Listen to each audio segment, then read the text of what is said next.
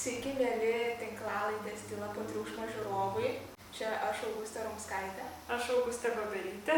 Ir šiandien mums apie solo keliones papasakos Renata Ana Subutė. Labą dieną. Sveikos. Džiaugiuosi, kad pakvietėt, nes iš tikrųjų, kai pakalbinot ir pasisiūliau šitą temą pakalbėti, tai sukilo labai daug prisiminimų, kuriuos jau beveik buvau beužmirštanti. Kaip faina. Tai pirmas klausimas būtų, kaip iš viso kilo idėja keliauti vienai ir kas buvo tas toks lūžio taškas, nuo ko tai prasidėjo?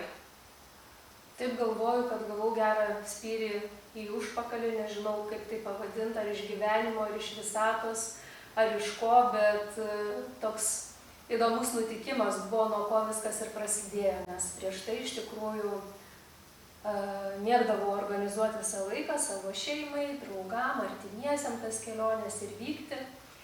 Ir vieną dieną sumašiau padaryti siurprizą ir dovaną savo gerai draugiai jubiliejaus progą. Nupirkau aš bilietus skristi į Kopenhagą ir praleisti ten visą savaitgalį. Ir atėjo, artinosi jau ta data. Ji galvoja, kad kažkur Lietuvoje aš čia ją išsivešiu į kažkokį tai spa. Ir aš jai sakau, penktadienį skrydis, ketvirtadienį jai sakau, pasiimk pasą. Ir žiūrint, kažkur dingo. Aš jai parašiau, pasiimk pasą ir dingo. Vakare jinai man rašo, ar galime mes nukelti ten į penktadienio vakarą išvažiuoti. Sakau, negalima, ir jinai pasakė, kad jos iš darbo neišleidžia būtent, nes šeštadienį yra susirinkimas labai svarbus vadovų ir jie privalo visi būti. Tai taip išėjo, kad aš pirmą kartą viena iš viso sudalyvavau toj kelioniai. Žinoma, aš ten Kopenhagoje nuvykau pas savo kitą dar draugę, kuri tenai gyvena, tai mes praleidom ten laiką ir kartu. Bet tas pirmas, kad aš viena ir skrydyje, ir oro uoste, ir pirmyn, ir atgal, ir tenai irgi vaikščiodama, tyrinėdama Kopenhagą. Ir buvo tas toksai stimulas, patyrimas, toksai, ta tokia pradžia, kaip sakau, mano solo karjera prasidėjo.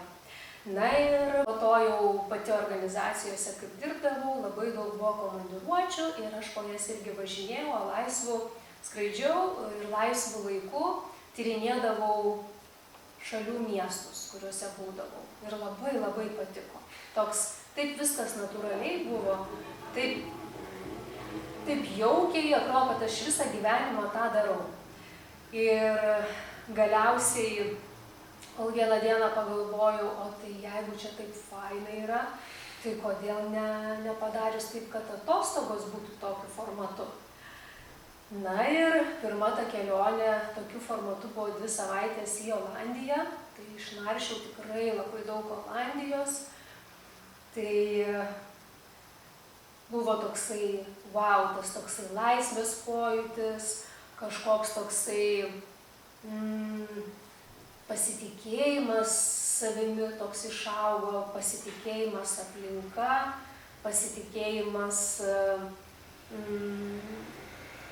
apskritai, kad viskas taip vyksta pačiu tau geriausiu, palankiausiu būdu, nepaisant to, kad visokių ir iššūkių, ir nesaugumo faktorių yra, ir kažkokių tai nesusipratimų, bet tarsi viskas kaip ir gyvenime, išsirituliuoja. Tai ištyrinėjau labai visko daug ir tai irgi davė, kad pamačiau savyje daug tų spalvų įvairiausių, ko nežinojau, kad turiu. Ir galiausiai taip užsikabinusi po tuos Europos miestus keliaujant, jau į tokį didesnį savo nuotykį galvojau, reikia išvykti. Ir tai buvo Azija, nes prieš tai į Aziją keliavau jau su kompanija, bet dabar galvoju, reikia vienai. Į tas šalis, kuriuose nebuvau. Tai pirma buvo solo kelionė 1,5 mėnesio, kuri buvo kryptimi Malaizija, Singapūras ir Balis. Tokius ne iš mažesnių.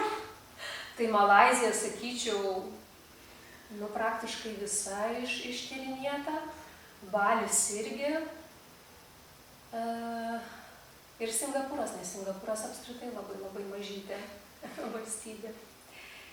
Ir paskiau sekė kelionė jau prieš 2 metus.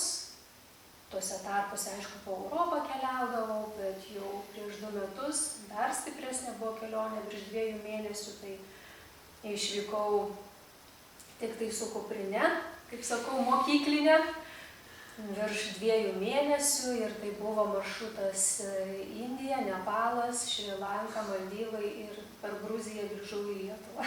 Wow.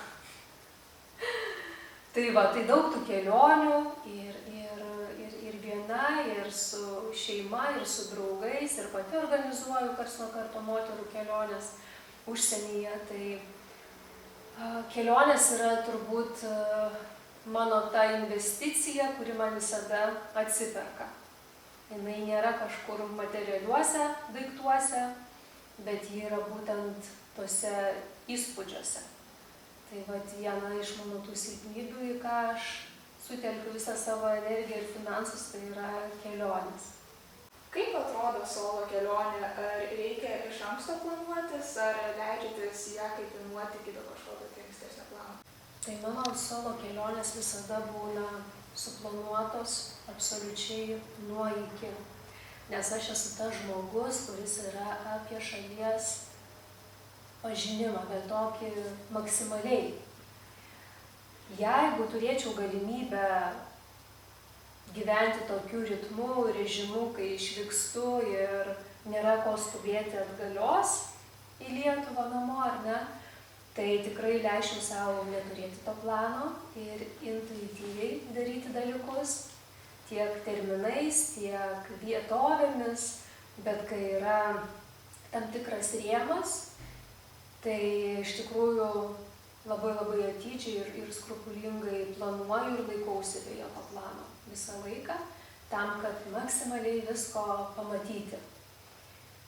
Tai man tas planas iš tikrųjų padeda, niekada jisai man nėra pamaišęs, nes iki pačios kelionės, jeigu tai yra maždaug apie 1,5 mėnesio ir jeigu tai yra 3-4 šalys skirtingos, tai visuomet pasiruošimas trunka maždaug apie 0,5 metų tokiai kelioniai. Dabar tai yra šiek tiek lengviau viskas, dėl to, kad mes turim dirbtinį intelektą, ar ne?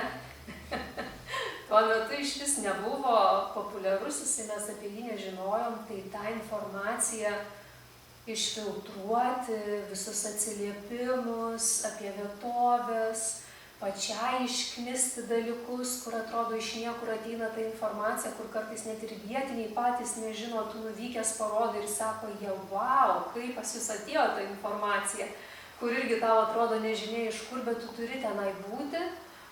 Ir taip vat nutinka, kad tam tikrą informaciją iš viso to interneto tu randi gal tik tai kažkur tai vieną paminėjimą ir daugiau nieko.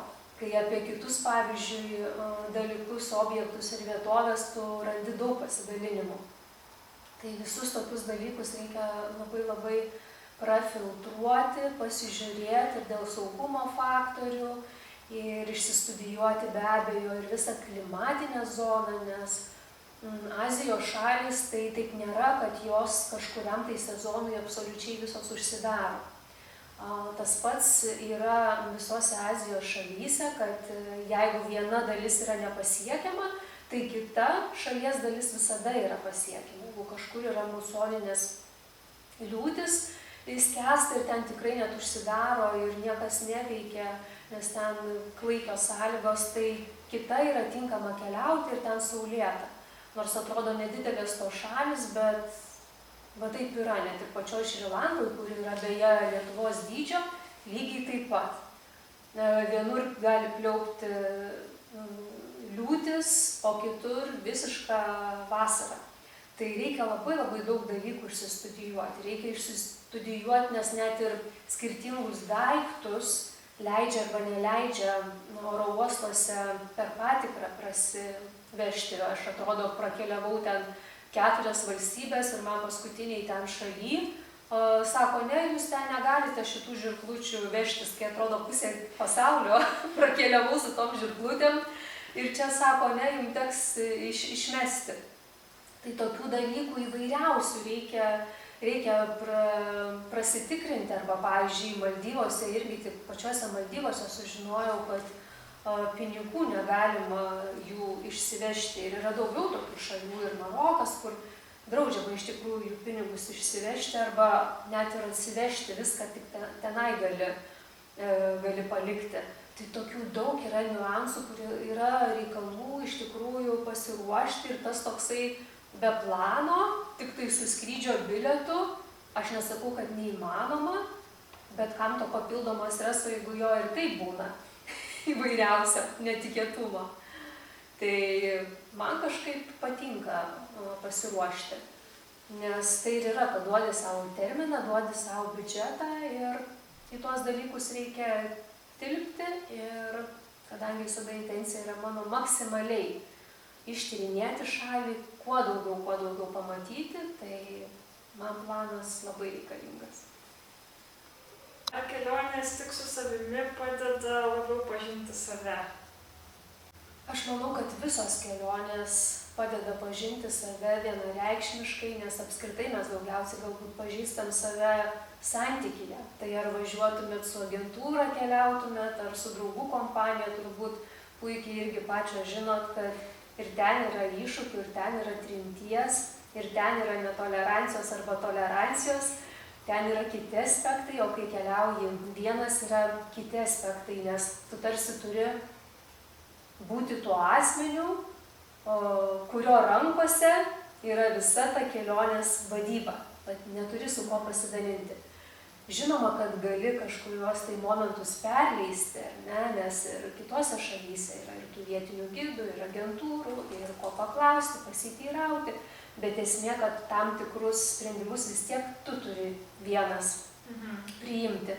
Tai vat savyje iš tikrųjų, kai keliauji vienas, gali pažinti savo stipriasias pusės, nes iš tikrųjų silpnom pusėm nėra kada pasireikšti. Dėl to, kad tu visada turi save traukti ir iš savęs traukti tas stipriasias pusės ir stipriasias savybės. Ir būti tuo visiškai tokiu subrendusiu, užaugusiu, už save gebančiu pastovėti bet kuriuose situacijose, būti savo saugumo uostu, būti savo vieninteliu patikimu žmogumi, susijungusiu su savimi, nes iš tikrųjų mes visi turim tą nuojautą, ar ne, kur būti, kur pavojinga, kur jau čia kažkas manipuliuoja, kur čia kažkas nori apsukti, mums visada ta intuicija tai parodo, bet jie pasikliauti irgi labai svarbu, tai ta intuicija solo kelionėse, savęs pažinimo aspektu, jinai iš tikrųjų labai irgi dominuoja. Tai savęs pažinimas iš tos pusės, kur irgi tau atrodo, kad tu visą laiką esi intravertas toksai ir kaip čia bus, kaip tu čia keliausi, bet galiu pasakyti, kad solo keliavimas tinka visiems, ir intravertam, ir ekstravertam, nes jeigu tu nori būti intravertas, tu tiesiog labai gražiai, pagarbiai nubrėži tas ribas ir žmonės neina į kontaktą. Bet jeigu tu jau nori tos socializacijos, nori žodžių komunikacijos, nori draugų, nori pažinčių, tai ten spiečiais. Ten nebūtų kada vienam net pabūti. Tai čia toksai irgi galbūt vienas iš tų mitų yra, kad o kaipgi dėl to vienišumo, ar ne? Klausimas. Tai neįmanoma pasaulyje, kur yra 8 milijardai žmonių, būti vienišu. Tiesiog neįmanoma. O užsienio šalyse labai tokie, pasakyčiau, žmonės socializuoti. Galbūt jie, kai kurios tautos neina į draugystės kaip skandinavai ar neartimas, bet kas liečia tą socializaciją, tavęs užkalbinimą, domėjimąsi tavimi, tai tas visur yra. Azijoje tai yra daug paprasčiau, nes jam išvis baltaodis, užsienietis, jam yra kažkokia tai, nežinau, to turizmo ten labai daug. ir įprasta, ir neįprasta tuo pačiu, bet jiem labai tai yra svarbu. Va, kame reikalas, jiem labai yra svarbu. Tai jie ten tikrai pristoja ir tikrai reikia gerokai nubrėžti tas ribas, nes nori ir fotografuotis, ir neatsiklausia. Tai ko moko irgi va to savęs pažinimo, tai o kur mano tos ribos? Ar noriu? Jo.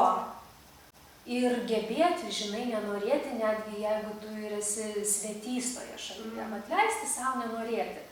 Ir kaip pavyzdžiui, būtent, ir kaip pavyzdžiui, ypatingai Indijoje, jie ten mėgėjai selfintis yra, jie patys save selfina ant kiekvieno kampo, kiekvienam žingsnyje, o jeigu tu kažkur dar su jais šalėsi, tai jie iš vis nori su tavim visur selfintis.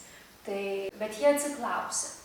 Ir aš neleisdavau ir sakydavau, kad ne, jie klausdavo kodėl, aš sakau, kad mano atvaizdas kainuoja 1000 eurų. Oho. O taip, sugalvojau tokį juokutį, bet jisai labai gerai suveikė. Tai va tokia vat žvaigždė tarsi savo patapau, nes kažkaip nemanau, kad reikėtų fotografuotis, nes vis tik tai yra apie energijas, kur tu palieki savo energiją, o kam tai bus naudojama, tai aš noriu žinoti, kur aš esu ir ką su manim veikia, žodžiu. Tai nesu tikrai eksponatas, ar ne, zoologijos sode. Tai kažkaip aš manau, kad va tas ribas reikia nubrėžti, nepaisant to, kokie galbūt atrodo šilti tie žmonės, bet jeigu kitiem yra okei fotografuoti su visais, tai yra okei, o tai, kas man ne okei, tai aš kažkaip ir brėžiu tas ribas. Tai lygiai taip pat ir visur. Nes leidau savo patirti irgi įvairių dalykų, kaip ir, žinot, tie visi tokie hosteliai, kur keliautojai backpackeriai, ar ne, miega ir po 12 kambarį, ir po 6, labai norėjau tai patirti. Labai. Patiko? Keletą kartų faina tai patirti. Ir tikrai nieko nėra, nes nuostabių irgi dalykų tai atneša. Va, pavyzdžiui, Šri Lankoje, kai irgi pasirinkau 4 kambarį moterų, tai būtent ten susipažinau su tokia Olandė. Ir mes su ja taip susibičiuliavom, kad porą dienų kartu pakeliavom.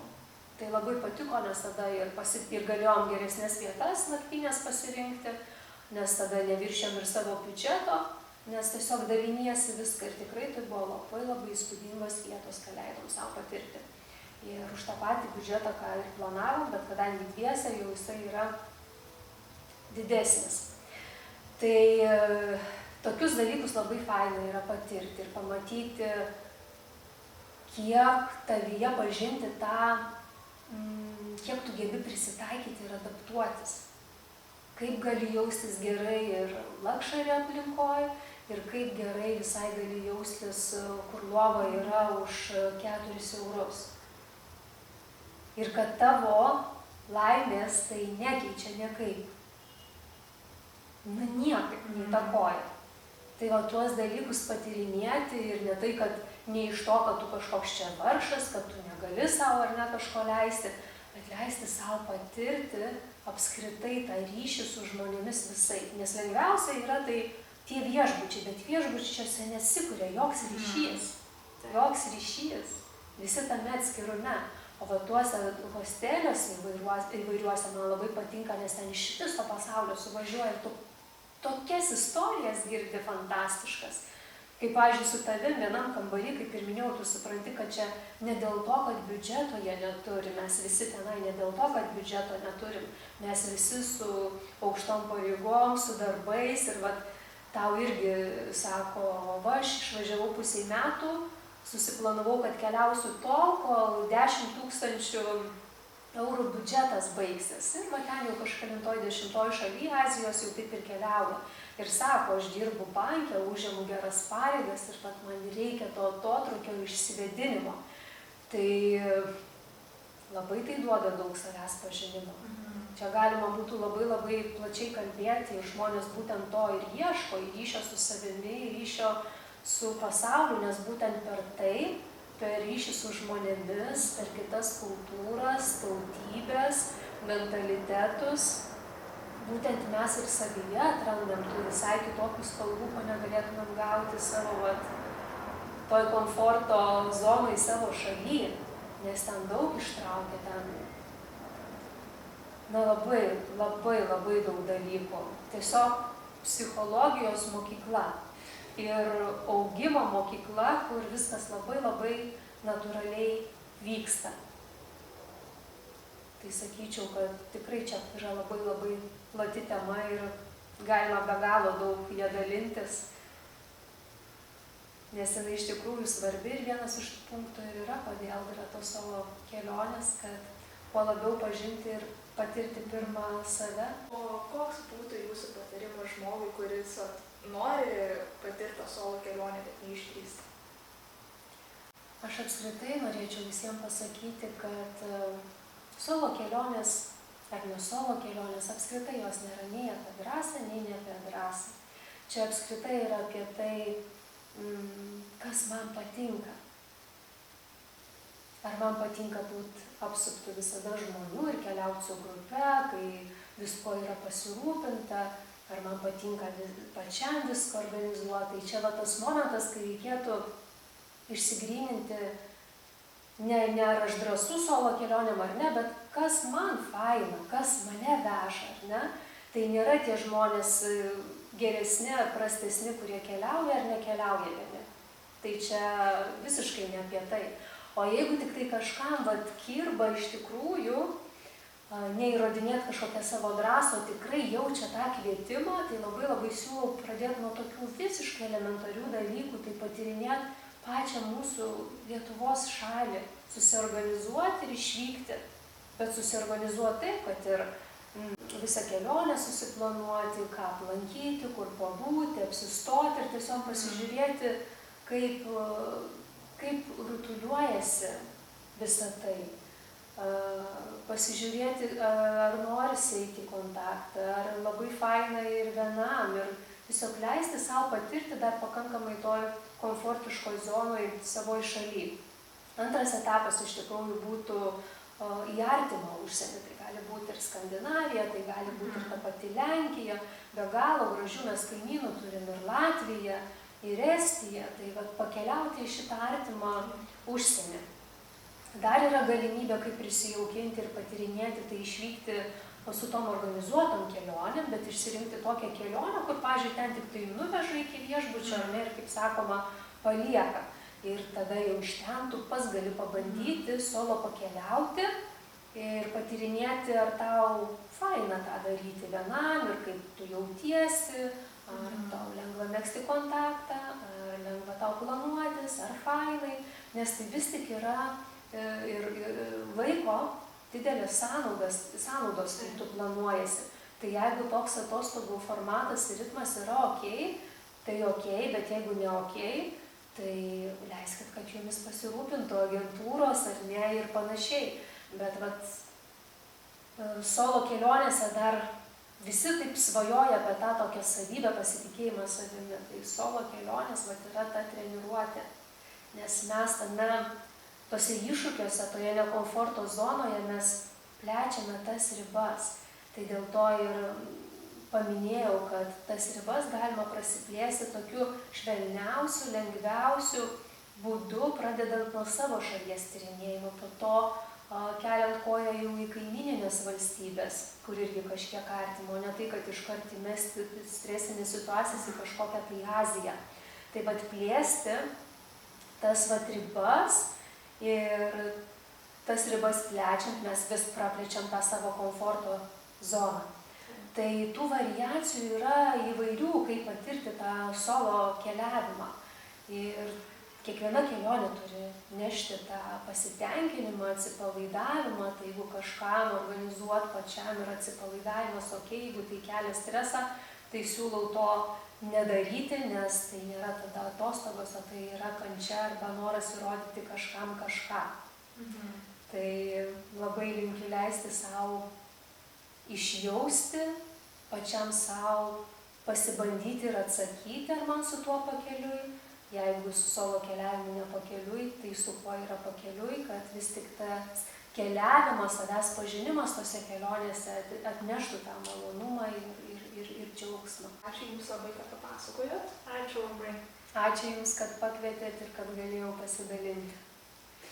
Tikiuosi įdomu buvo žiūrėti ir galbūt šita laida įkvėps ir padrąsins patiem išdrįsti išvažiuoti į solo kelionę.